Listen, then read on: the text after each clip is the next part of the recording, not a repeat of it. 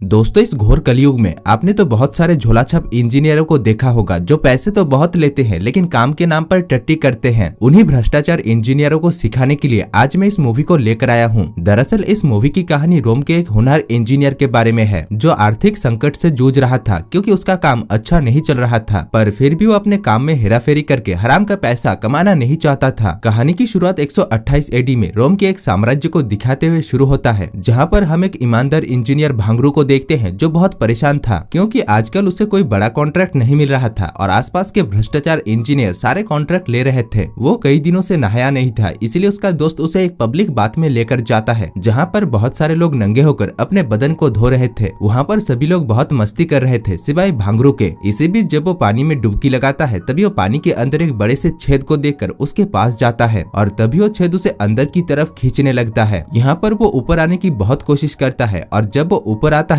तभी वो अपने आप को एंशिएंट रोम में नहीं बल्कि 21वीं शताब्दी के एक जापानीज बाथ में पाता है जहाँ पर बहुत सारे बूढ़े लोग नहा रहे थे। वांगरू को देखकर उनका मुंह खुला का खुला रह जाता है और इधर वांगरू भी इतनी चमकीली संडास को देखकर हैरान हो चुका था। उसने अपनी जिंदगी में पहली बार स्टेनलेस स्टील की नल और प्लास्टिक की बाल्टी देखा और भी बहुत कुछ जैसे कि fan, AC, cooler, massage machine वगैरह वगैरह। ये सब कुछ उसे बहुत अजीब लग रहा था और उसने आज से पहले इतनी अजीबोगरीब चीजें और ऐसे चपटे मुंह वाले इंसान कभी नहीं देखा था। इसी दौरान वो नंगे पुंगे हालत में ही लेडीज बाथ में आ पहुंचता है जहां पर सभी औरतें उसे नंगा देखकर कराहने लगती है। वहीं पर ही हम नूडल्स नाम की एक सस्ते आर्टिस्ट को देखते हैं जो घोड़े बेचकर सो रही थी। इधर एक बुढ़िया अपने एक्सपायर हुए इज्जत को बचाने के लिए वांगरू की तरफ एक लोहे का ढांचा फेंकता है जो उसके सर पर लगने की वजह से वो वहीं पर ही लुढ़क जाता है। तब तक नूडल्स जागकर उसे गिरा हुआ देखकर उसकी मदद करने के बजाय उसका स्केच बनाने लगती है। इधर किसी की जान जा रही थी और उसे तो अपने स्केच की पड़ी थी। खैर आगे कुछ लोग उसे उठाते हैं और उसे अमूल की लस्सी पिलाते हैं। अब अमूल की लस्सी को पीते ही वो मंत्रमुग्ध हो जाता है क्योंकि उसने आज से पहले इतना मीठा दूध कभी नहीं पिया था। वो सोचता है ये किस भैंस का दूध है, जिसमें एक जापानीज बुढ़ा उसे अपनी बत्तीसी दिखाकर कहता है देखा केसर का दम। खैर आगे वांगरू एंशिएंट रोम में होश में आता है जहाँ पर सभी लोग उससे कहते हैं कि वो पानी में डूब गया था। वो सोचता है कि उसके साथ अब तक जो कुछ भी हुआ ये सब कुछ बस उसका एक सपना था, लेकिन तभी अपने पास में उस अमूल लस्सी की बोतल को देखता है और समझ जाता है कि ये कोई सपना नहीं था। आगे वो 21वीं सदी के हाईटेक चीजों को एंशिएंट रोम में बनाता है और एक ऐसा पब्लिक बात तैयार करता है जिससे वो रातों रात मशहूर हो जाता है। अमूल से लेकर पतंजलि तक सब कंपनी के लस्सी से लेकर बेहतरीन बेहतरीन पेंटिंग्स को भी उसने उस पब्लिक बात में लगाया था। इसी बीच एक दिन एक बुढ़ा जिसकी एक टांग कब्र में थी वो वांगरू को अपने पास बुलाकर कहता है कि मरने से पहले वो अपने लिए एक बेहतरीन चमकीली संडास बनाना चाहता है जिसका कॉन्ट्रैक्ट वो वांगरू को देता है। आगे वांगरू पानी के अंदर इसी सोच में डूबा हुआ था कि वो कैसे उस बुढ़े के लिए एक चमकीली संडास बनाएगा। तभी अचानक पानी के अंदर एक बवंडर आता है और वो फिर से 21वीं शताब्दी के एक संडास में आ पहुंचता है। अरे इसको 21वीं शताब्दी में टपकने के लिए और कोई जगह नहीं मिलती क्या, संडास में ही हर बार आ पहुंचता है। खैर उस संडास में वो बाथटब से लेकर शावर तक सब कुछ देखता है जो कि उसके लिए बिल्कुल नया था। उसी घर में हम नूडल्स को देखते हैं जिससे हमें पता चलता है कि वो घर नूडल्स का है। खैर संडास में नूडल्स का बुजुर्ग बाप आकर वांगरू के सामने बैठ जाता है और उसे अपने पीठ को साबुन देकर रगड़ने के लिए कहता है। आगे वांगरू जब बैठकर इन सब के बारे में सोच रहा था तभी वहाँ पर नूडल्स आकर उसे देख लेती है और फिर से उसका स्केच बनाने के लिए अपना स्केच बुक और पेन लेकर आती है, लेकिन तब तक वांगरू वहाँ से जा चुका था। वांगरू इस नायाब तकनीक को इस्तेमाल करके एंशिएंट रूम में उस बुढ़े के लिए एक बहुत ही लग्जरी संडास बनाता है जिसमें गर्म पानी से लेकर शावर तक सब कुछ की सुख सुविधा थी। इन सब कामों को करके वो बिहार के ठेकेदारों की तरह बहुत पैसा छाप रहा था और अपनी बीवी को हर वो चीज लाकर दे रहा था जिसकी उसको जरूरत थी, पर उसकी बीवी को एक बच्चा चाहिए थी। वांगरू अपने काम पर इतना व्यस्त रहता था कि उसके अंदर बच्चे पैदा करने के लिए जान ही नहीं बची हुई थी, इसीलिए उसकी बीवी उससे नाखुश होकर उसे गालियां देकर वहां से चली जाती है। इसी बीच एक रात महाराज उसे अपने महल में बुलाते हैं और उसे उनके लिए एक ऐसा संडास बनाने के लिए कहते हैं जैसा आज तक किसी ने सोचा तक नहीं हो और इसके लिए महाराज उसे मुंह मांगी कीमत देने के लिए तैयार थे। वांगरू भी मुंह उठाकर महाराज को हाँ कह देता है, लेकिन उसके पास अब संडास बनाने के लिए कोई भी नया आइडिया नहीं था। यही चीज को सोच कर जब वो अपने घर लौट रहा था तभी अचानक वो एक गंदे नाली के पानी में गिर जाता है। दूसरी तरफ 21वीं सदी में नूडल्स को एक जैगवार कंपनी के बाथरूम एसेसरीज के दुकान पर नौकरी लगी थी, लेकिन वो इतनी कामचोर थी कि एक दिन वो नल के पानी को ऑन करके ही सो जाती है, जिस वजह से उसका बॉस आकर उसे बहुत डांटते हैं। इसी बीच उस टब के पानी से वांगरू निकलता है और उस टब के पानी में ऑटोमेटिक बुलबुला निकलते हुए देखता है। इधर नूडल्स और उस दुकान का मालिक भी एक सड़क छाप आदमी को उनके महंगे टब में मजे लेते हुए देखते हैं, जिससे उन दोनों की फटकर हाथ में आ जाता है और वो दुकान का मालिक पुलिस को बुलाने के लिए जाता है। इसी बीच वांगरू नूडल्स दोस्त के साथ बात करता है, लेकिन नूडल्स को उसकी बात घंटा भी समझ में नहीं आती। इसीलिए वांगरू उसे एक 5 रुपए वाला चिल्लर देकर उसे पूरा का पूरा दुकान घुमाने के लिए इशारा करता है। नूडल्स भी उसे दुकान के सबसे महंगे महंगे कुमोड और बाथरूम एसेसरीज को दिखाती है, जिसको वांगरू मुंह डालकर झांक झांक कर देखता है। वो वहाँ पर टॉयलेट पेपर्स को भी देखता है, जिसमें अजीबोगरीब चीजें लिखा हुआ था। इसीलिए वो सोचता है कि शायद इन चपटे लोगों ने इसमें अपने सफलता का इतिहास लिख कर रखा है। वहाँ पर वो एक LG का टीवी भी देखता है, लेकिन उसे कुछ भी समझ में नहीं आता कि ये चीज है तो है क्या। आगे वो फाइनली वेस्टर्न बाथरूम में पहुंचता है, जहाँ पर टट्टी करके उसे आज तक का सबसे ज्यादा आनंद महसूस होता है। उसे सबसे ज्यादा अच्छा उस कुमोड में लगा हुआ ऑटोमेटिक पिछवाड़ा धोने की मशीन से लगता है और उसे ऐसा लगता है जैसे कि वो कोई धरती पर नहीं बल्कि स्वर्ग में टट्टी कर रहा है। वांगरू इस तकनीक को एंसेंट रोम में महाराज के महल में अप्लाई करता है और इन सारे तकनीकों को जोड़ तोड़ कर वो महाराज के लिए एक आलीशान संडास बनाता है, जिसमें गुलाम नीचे से पाइप में फूंक मारकर बुलबुला बना रहे थे। अब इस तकनीक से महाराज उसके ऊपर काफी प्रभावित होते हैं और उसे अपने गले में लपेटने के लिए एक सोने का मेडल देते हैं। दोस्तों, इस मेडल की आकृति को देखकर मैं तो मंत्रमुग्ध हो गया। खैर, वो उस मेडल को लेकर जब अपने घर पहुंचता है तभी वो अपनी बीवी को अपने दोस्त के साथ देख लेता है, जो कि उसे धोखा दे रही थी। इधर 21वीं शताब्दी में नूडल्स उसी 5 रुपए वाले सिक्के को चेक करती है, जो कि वांगरू ने उसे दिया था। तब उसे पता चलता है कि वो सिक्का आज से 2000 साल पुरानी एंशिएंट रोम की है। इसीलिए वो रोम के बारे में बहुत सारी किताबें पढ़ती है, क्योंकि उसे शक था कि वांगरू जरूर कोई झोल झमेला करके यहाँ पर आ रहा है। दूसरी तरफ वांगरू देवदास होकर बैठा हुआ था, क्योंकि उसकी बीवी उसके दोस्त के साथ भाग गई थी। इसी बीच महाराज उसे फिर से अपने महल में बुलाते हैं। दरअसल महाराज का बेटा कुछ महीने पहले ही चल बसे थे और अब महाराज को शक है कि उनका बेटा एक मगरमच्छ के रूप में फिर से पुनर्जन्म लिया है। इसीलिए महाराज वांगरू को महल के पास में एक ऐसी जगह बनाने के लिए कहते हैं जहाँ पर वो मगरमच्छ आराम से जी सके। उसी रात वांगरू जब एक तालाब में नहा रहा था, तब वो फिर से 21वीं शताब्दी के एक जू में आ पहुँचता है। वो जिस पिंजरे में फंसा हुआ था वो पिंजरा एक मगरमच्छ का था। उसी जू में हम नूडल्स को देखते हैं, जो कि एक चपटे मुंह वाले आदमी के साथ डेट पर आई थी। वो आदमी उसे पसंद नहीं आती, तब वो उसके मुंह पर ही कह देती है कि वो उसके साथ शादी नहीं कर सकती। इसी बीच वो देखती है कि जू के अंदर एक पिंजरे में वांगरू एक मगरमच्छ के साथ कबड्डी खेल रहा था। इसीलिए वो वांगरू के पास जाकर उसे वहाँ से निकालती है। वांगरू वहाँ पर बहुत सारे मगरमच्छ और उनकी हरकतों को नोटिस करता है, जिसके बाद वो और भी जानकारी इकट्ठा करने के लिए नूडल्स को अपनी गोदी में उठाकर लेकर जाता है। इसी बीच वो एक केले के बगीचे में पहुँचता है, लेकिन उसे केला खाना नहीं आता था और वो जानता ही नहीं था कि केला ये क्या वस्तु है। इधर नूडल्स उसे केला छिलकर खिलाती है और केले को खाते ही वो फिर से मंत्रमुग्ध हो जाता है। आगे नूडल्स उसे तीर चलाने के लिए लेकर जाती है, ताकि उसे पता चल सके कि ये एंशिएंट रोम से है या नहीं। इसी बीच वहाँ पर एक लाल गाट का बंदर उसका केला लेकर भागता है। वांगरू भी तीर कमान लेकर उसका पीछा करता है और आगे जाकर वो फिर से एक झरने के पानी से होकर एंशिएंट रोम में आ पहुँचता है। वो जू में देखे कई तकनीकों को इस्तेमाल करके यहाँ पर भी महाराज के मगरमच्छ बेटे को आलीशान जिंदगी देने के लिए एक पुल बनाता है और महाराज को केले नाम के उस स्वादिष्ट फल के बारे में बताता है। तभी महाराज के पास सेनापति आकर कहता है, महाराज जल्दी चलिए, हमारे देश के गद्दार लोगों ने हमारे ऊपर हमला कर दिया है। हम देखते हैं कि उस देश में हड़कंप मच चुका था और आम जनता देश के सेनाओं के ऊपर हमला कर रहे थे। महाराज की उम्र काफी ज्यादा हो गई थी और वो बस 4-5 साल के ही मेहमान थे। इसीलिए वो अपनी राजगद्दी यानी अपनी कुर्सी को अपने भतीजे सीनियस को देने जा रहे थे। सीनियस एक जुल्मी किस्म का इंसान था और वो गरीबों को लूटना चाहता था, लेकिन राजगद्दी में बैठने से पहले वो लोगों के लिए एक बहुत बड़ा पब्लिक लैट्रिन बनाना चाहता था। इसीलिए महाराज इस प्रोजेक्ट को वांगरू को करने के लिए एक खत भेजते हैं। वांगरू भी सीनियस की सच्चाई जानता था, इसलिए वो इस काम को करने से मना कर देता है। ये बात सुनकर सीनियस उसके ऊपर भड़क जाता है और उसे धमकाकर कहता है कि अगर वो उसके इस पब्लिक लैट्रिन बनाने के काम को नहीं करता है तो वो उसे फांसी में लटका देगा। जो सुनने के बाद भी वांगरू तैयार नहीं होता। अब वो जब अपने घर लौट रहा था तभी एक भ्रष्टाचार इंजीनियर उसको मारने के लिए आता है, क्योंकि वांगरू के होनहार काम की वजह से उसे और राज्य के सभी इंजीनियर और ठेकेदारों को कोई भी कॉन्ट्रैक्ट नहीं मिल रहा था। इसी बीच वो उसे धक्के मारकर एक कुएं में गिरा देता है और वांगरू फिर से 21वीं शताब्दी में कुछ टकलों के बीच में आ पहुंचता है। वहाँ पर वो सभी बूढ़े आदमी उसकी ट्रीटमेंट कर रहे थे, क्योंकि वो बहुत घायल था। वो लोग उसे एक गर्म पानी के तालाब में लेकर जाते हैं और उससे कहते हैं कि गर्म पानी से घाव जल्दी भरते हैं। वो लोग उसे उसके मन और शरीर को रिलैक्स करने के लिए देसी दारू के 2 पैक भी पिलाते हैं। वहीं पर ही हम नूडल्स को भी देखते हैं, जो कि रोमन लैंग्वेज सीख रही थी। तभी उसके पास लंगड़ाते लंगड़ाते वांगरू आ पहुंचता है। नीचे गिरकर वो दर्द से करहा रहा था, इसलिए नूडल्स उसे एक कटोरे से तालाब का पानी पिलाती है। उससे ठीक से खड़ा नहीं हुआ जा रहा था, इसीलिए वो गलती से नूडल्स को लेकर ही तालाब में गिर जाता है और नूडल्स को लेकर ही एंशिएंट रोम में आ पहुंचता है। नूडल्स को वहां पर पहुंचकर अपने आंखों पर भरोसा नहीं हो रही थी। तभी उसे पता चलता है कि वांगरू को फांसी दिया जाने वाला था, क्योंकि वो सीनियर्स की बात मानकर लोगों के लिए पब्लिक लैट्रिन नहीं बना रहा था। वो उसे समझाने की बहुत कोशिश करती है, लेकिन वांगरू तो अपने बात पर डटा हुआ था। यहाँ पर वांगरू फैसला करता है कि वो देश को छोड़कर भाग जाएगा, इसीलिए वो अपना बोरिया बिस्तरा लेकर वहाँ से निकल लेता है। रास्ते में उसे गर्म पानी के झरने को देखकर वही चपटी लोगों की ट्रीटमेंट के बारे में याद आता है। वो सोचता है कि वो इस तकनीक को महाराज को बताकर युद्ध में घायल हुए सेनाओं को ट्रीटमेंट कर सकता है, इसीलिए वो तुरंत मुंह उठाकर महाराज के पास आ पहुंचता है और महाराज से कहता है कि गर्म पानी से घाव जल्दी ठीक होता है और ये बात उसे एनियस ने बताया है। दरअसल वांगरू चाहता था कि महाराज राजगद्दी को सीनियस के जगह पर उसका छोटा भाई एनियस को दे, जो कि राजगद्दी का प्रबल हकदार था। खैर महाराज उसकी बात मान लेते हैं और उसे गर्म पानी ट्रीटमेंट प्रोजेक्ट पर काम करने के लिए कहते हैं। दूसरी तरफ हम 21वीं शताब्दी में कुछ बुढ़ों को देखते हैं जो लोग जब पानी में कूदते हैं तब वो लोग भी बवंडर में फंसकर एंसेंट रोम में आ पहुंचते हैं। यहाँ पर एंसेंट रोम में उन्हें कैदी सोचकर एक गाड़ी में लाद कर लेकर जाया जा रहा था। इसी बीच उन्हें नूडल्स देख लेती है और उन्हें अपना रिश्तेदार कहकर बचा लेती है। आगे वो पांचों बुढ़े वांगरू और नूडल्स मिलकर उस गर्म पानी के झरने के पास बहुत सारे तंबू लगाते हैं और जंग में घायल हुए सिपाहियों को वहाँ पर लाकर उनकी ट्रीटमेंट किया जाने लगता है, जिससे कुछ ही दिनों में महाराज इस युद्ध को बड़ी ही आसानी से जीत जाते हैं। आगे एक दिन नूडल्स और वांगरू आपस में बात करते हैं और उन दोनों को ही एहसास होता है कि वो दोनों एक दूसरे को चाहने लगे हैं। तभी वो पांचों बुढ़े और नूडल्स भी धीरे धीरे गायब होने लगते हैं। वांगरू उससे कहता है कि वो दोनों आगे जरूर मिलेंगे, जिसके बाद नूडल्स और वो पांचों बुढ़े पूरी तरीके से गायब हो जाते हैं। आगे नूडल्स और वो पांचों बुढ़े फिर से 21वीं शताब्दी में आ पहुंचता है और वहीं दूसरी तरफ महाराज जंग को जीतने के बाद एनियस को अगला राजा बनाते हैं और वांगरू, जो कि इस युद्ध को जीतने में उनकी काफी मदद की है, उसे सेनापति बनाते हैं। दूसरी तरफ एक दिन नूडल्स जब रास्ते से होकर गुजर रही थी तभी वो वांगरू को देखती है, जो कि अपने वादे को पूरा करने के लिए आया था। यहाँ पर वो दोनों एक दूसरे को देखकर नैन मटक्का करते हैं और दोस्तों इसी के साथ ही इस मूवी की कहानी समाप्त हो जाती है।